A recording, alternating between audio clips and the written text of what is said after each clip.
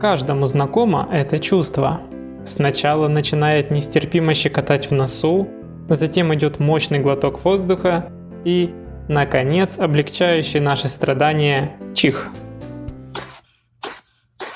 Будь то аллергия или просто яркий свет, многие вещи могут вызвать этот яростный выброс слюны и слизи. Но почему же люди и другие животные чихают? Что происходит с нашим телом, когда мы чихаем? Почему мы закрываем глаза при чихе? Как далеко и насколько быстро путешествует по воздуху наш чих? Все вопросы указаны в описании к видео с тайм-кодами. Итак, чихание – это один из защитных механизмов нашего тела, который позволяет избавиться от посторонних организмов и спасает легкие и другие органы от загрязнения. Многие факторы могут спровоцировать чихание. Это и банальная простуда, когда организм пытается избавиться от слизи, которую сам и вырабатывает, и грязный воздух, полный физических раздражителей, таких как пыль, и даже просто холод или яркий свет. Процесс чихания начинается с раздражения дыхательного эпителия. Эпителий – это общее название слоя, который покрывает тебя внутри и снаружи. Так вот, этот эпителий с помощью тройничного нерва подает мозгу сигнал о необходимости прочистить носоглотку. А что это за тройничный нерв? Так он называется, потому что чувствительная часть этого нерва находится на своеобразном перекрестке. Одна дорога ведет в мозг, а три другие, соответственно, к глазам, носоглотке и нижней челюсти. Да-да, все эти органы связывает один нерв. Именно поэтому яркий свет может спровоцировать чих. Что происходит, когда тройничный нерв посылает сигнал в мозг о раздражителе?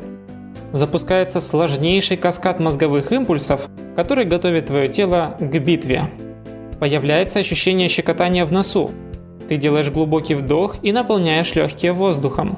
Происходит поднятие мягкого неба, сокращение передних дужек зева, прилегание спинки языка к твердому небу, изолирующее носоглотку и ротовую полость, закрытие глаз. Последнее происходит именно потому, что в тройничном нерве сигнал раздражения носоглотки задевает ту часть нерва, которая ведет к глазам. Далее следует сокращение внутренних межреберных мышц и прямых мышц живота, мышц гортани с закрытием голосовой щели, расслабление диафрагмы и наружных межреберных мышц. Это все создает повышенное внутригрудное и внутрибрюшное давление. Наконец, ты энергично выдыхаешь. Поздравляю с победой над врагом.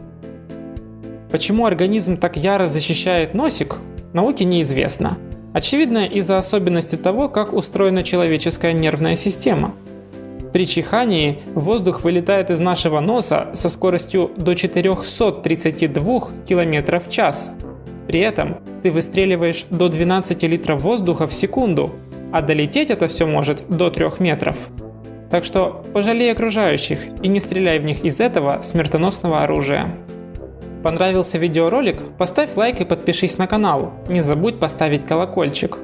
Есть вопросы? Задавай в комментариях, я постараюсь всем ответить. Не забывай про своих друзей и знакомых, они нуждаются в просвещении. Здесь есть отличная кнопка «Поделиться».